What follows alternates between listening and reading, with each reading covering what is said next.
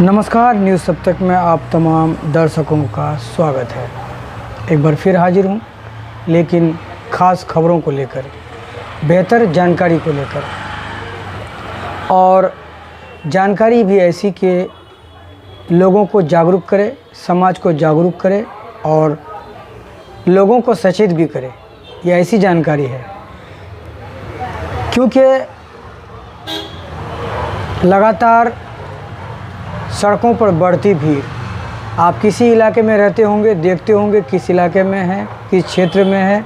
ख़ास करके ग्रामीण क्षेत्रों को छोड़कर शहरी इलाके में सड़कों पर ज़्यादा भीड़ हो जाती है। गलियों से लेकर के बड़े बड़े सड़कों पर और सड़क के किनारे भी ज़्यादातर भीड़ आपको देखने को मिलेंगे, क्योंकि लोग सड़क के किनारे घर बनाते हैं, रहना चाहते हैं, बसना चाहते हैं, ख़ास करके भारतवर्ष में, हमारे देश में।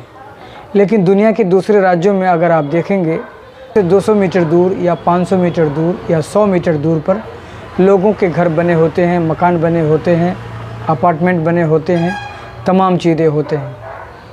और जब शहरी क्षेत्र की बात हम करते हैं तो आपको लगेगा कि किसी भी इलाके में कहीं भी आप देख सकते हैं। एक बार जब आप नज़र दौड़ाएंगे तो आप देखेंगे कि शहरी इलाकों में गलियों से लेकर के निकलने वाली सड़कों तक, शहरी इलाके में जब आप देखेंगे तो हर गली में भीड़, सड़कों पर भीड़, मॉलों में भीड़, बाज़ारों में भीड़ और हर जगह में, हर क्षेत्र में, हर इलाके में भीड़ से कहीं भी छुटकारा नहीं है। और इस भीड़ में पैदल चलने वालों के लिए उसका जीवन दुभर हो जाता है, परेशान हो जाते हैं। यहाँ तक कि चलने के लिए लोगों के पास फुटपाथ पर चलने के लिए जगह नहीं है।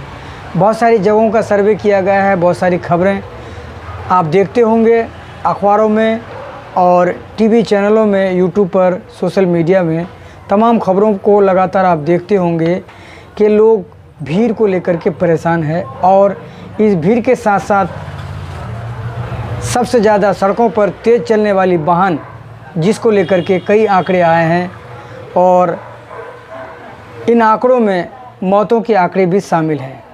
आज मैं इसी पर बात करना चाहता हूं, इसी सिलसिले में बात करना चाहता हूं। और बहुत सारे लोग हमारे वीडियोस को शायद नहीं देखते होंगे, लेकिन देखना चाहिए, देखना ज़रूरी है, जागरूक होना ज़रूरी है, सजग होना ज़रूरी है, यातायात नियम का पालन करना ज़रूरी है, ट्रैफिक रूल्स को फॉलो करना ज़रूरी है। आप किसी भी क्षेत्र में रहते हों, जब आप सड़क पर पहुंचते हैं तो आपकी जिम्मेदारी बनती है। लेकिन आज हम बात कर रहे हैं एक ऐसी जानकारी, ऐसे खबर के बारे में जो हैदराबाद में पुलिस प्रशासन ने नियम के अनुसार इसको लागू किया है। लेकिन सोच रहा था इस खबर को हम आपके सामने रखें ताकि आपको इससे कुछ जानकारी हासिल हो और उन लोगों को हासिल हो जो लोग यातायात पर काम करते हैं, सड़कों पर काम करते हैं। और ये जानकारी बेहद ज़रूरी है, क्योंकि सुनिश्चित करना या तमाम चीज़ों को सिस्टम में लाना सरकार का काम होता है और डिपार्टमेंट का काम होता है कि वो सुनिश्चित कैसे करे, भीड़ को कैसे कम करे और कैसे समय को आगे पीछे बढ़ाया जाए। तो हम चलते हैं जानकारी की तरफ, उन बातों की तरफ जिन बातों के लिए हमने आपको आज इस वीडियो पर निमंत्रण दिया है, बुलाया है और देखने की कोशिश की है। क्योंकि पूरी वीडियो आप ज़रूर देखें। तेज़ रफ्तार से चलने वाली वाहनों को आप देखते होंगे और इन तमाम चीज़ों को लेकर के हम आज जो है एक वीडियो ख़ास है और हम आपको हमेशा इसी पर बात करते हैं और इसी को लेकर के हम आप आए हैं। इस पर एक पहले ही बता दूं आपको कि खबरों के पैटर्न्स बदलते रहते हैं डिजिटल के दौर में। ये खबर लेकिन 21 फरवरी 2024 की है और इस खबर में हैदराबाद में यातायात भीड़ को कम करने के लिए वाहन के प्रकार के आधार पर प्रवेश और निकाय समय को अधिसूचित करती है। हैदराबाद शहर के पुलिस आयुक्त कोटा श्रीनिवास रेड्डी ने कहा कि अंतर जिला राष्ट्रीय परमिट लारियां, स्थानीय लारियां, मध्यम माल वाहनों, निजी बसों और धीमी गति से चलने वाले वाहनों के प्रवेश, आंदोलन और निष्क्रिय पार्किंग पर उचित प्रतिबंध लगाए जा रहे हैं। इसलिए यह खबर खास है। प्रतिबंध एक विस्तृत शहर मार्ग योजना के अनुसार होंगे। वर्गीकरण के अनुसार सभी भारी वाहन, वाणिज्यिक वाहन जैसे सभी अंतर जिला राष्ट्रीय परमिट वाहन जैसे लॉरी, ट्रक और ट्रेलर शहर के 94 मार्गों पर प्रतिबंधित है। स्थानीय लॉरी और निर्माण उपकरण वाहन के रात 11 बजे से सुबह 7 बजे तक के बीच चल सकते हैं। इस खबर का मतलब है कि जिन चीज़ों को इन लोगों ने सुनिश्चित किया है और ट्रैफिक पुलिस वालों ने जो इसके लिए कदम उठाया है, ये बहुत बड़ा सराहनीय कदम है और इससे दूसरे राज्यों को प्रेरणा या जानकारी मिलती है। आपको बताते चलें कि 3.5 से अधिक 12 से कम टन भार वाले DCM जैसे मध्यम माल वाहनों को केवल दोपहर 12 बजे से शाम 4 बजे के बीच और रात 9 बजे से सुबह 8 बजे के बीच प्रवेश मिलता है। हैदराबाद और सिकंदराबाद में सभी प्रमुख सड़कों पर सभी निजी बसों को केवल रात 10 बजे से सुबह 8 बजे के बीच चलने की अनुमति है। प्रतिबंध सार्वजनिक परिवहन या राज्य संचालित वाहनों पर लागू नहीं होगा।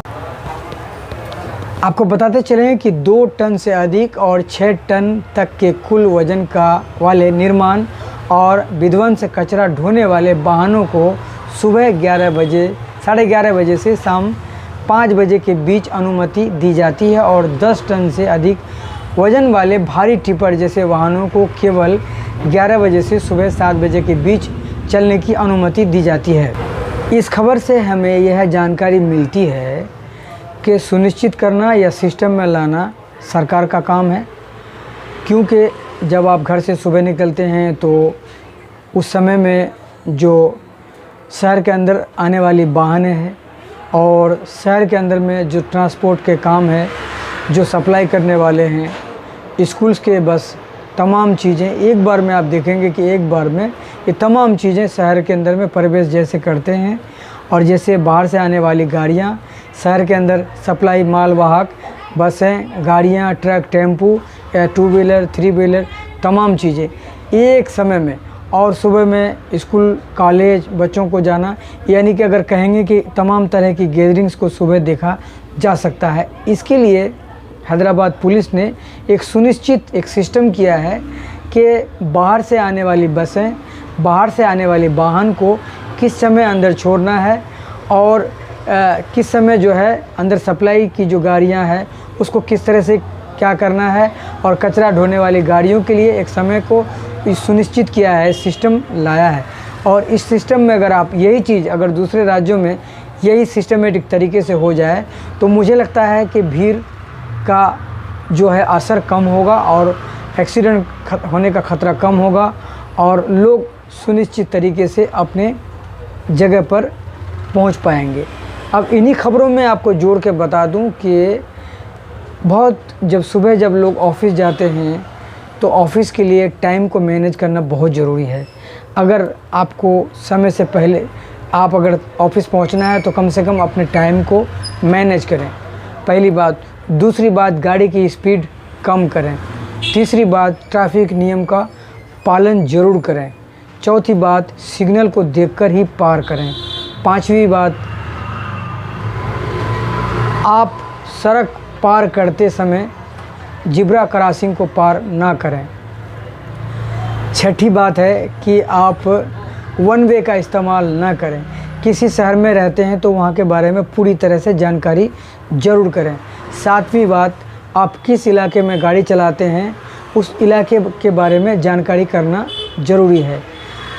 आठवीं बात है कि जगह जगह कैमरे लगे हुए हैं और नो पार्किंग का बोर्ड भी लगा है। उन नो पार्किंग का बोर्ड को देखकर ही आप गाड़ी को पार्किंग करें।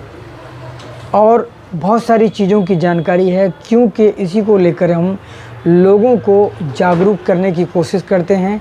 जगह जगह जाकर सिग्नलों पर हम ट्रैफिक पुलिस वालों से बात करते हैं, लेकिन उसमें से कई ऐसी बातें सामने आती है। जिस तरह से जब आप ट्रैफिक पुलिस वाले आपको रोके तो आपको रुकना चाहिए, उनके सवाल का जवाब देना चाहिए। HSRP नंबर के लिए हमने इससे पहले वीडियो बनाए थे। और दूसरी बात, आप लड़े नहीं, उनकी बात को सुने। और क्योंकि ज़्यादातर केसेस खास करके शहरी क्षेत्रों में कई गाड़ियों में 3-3 लाख रुपए का फ़ाइन और जुर्माना लगा है। और जहाँ तक कि सुनिश्चित करने की बात है कि कई ऐसे जगह में यह भी हुआ है कि जिस गाड़ी पर 50,000 का फ़ाइन है उस गाड़ी को ही रोका जाए करके ये जानकारी आई है हमारे पास। तो इन्हीं चीज़ों को लेकर के हम आपको लगातार जागरूक करने की कोशिश करते हैं, आपको सुनिश्चित करने की कोशिश करते हैं, टाइम को मैनेज करने की कोशिश करते हैं। लेकिन बहुत सारे पत्रकार साथी, बहुत सारे हमारे कुछ ऐसे भी साथी हैं जिनको लगता है कि वीडियो में कुछ खास नहीं है, लेकिन इनको इग्नोर कर देते हैं। तो हमारे वीडियोस को इग्नोर ना करें, शुरू से लास्ट तक पूरी वीडियो को ज़रूर देखें और दूसरों को ज़रूर भेजें। आपका कीमती पल हो सकता है कि पल भर में आपकी ज़िंदगी बच जाए, क्योंकि सुरक्षा आपके हाथ में है, आपकी सुरक्षा आपके हाथ में है। जीवन कीमती है, बचाना आप सबका काम है। सड़कों पर एक दूसरे का ख्याल ज़रूर रखें। आज के लिए इतना ही। नमस्कार, जय हिंद।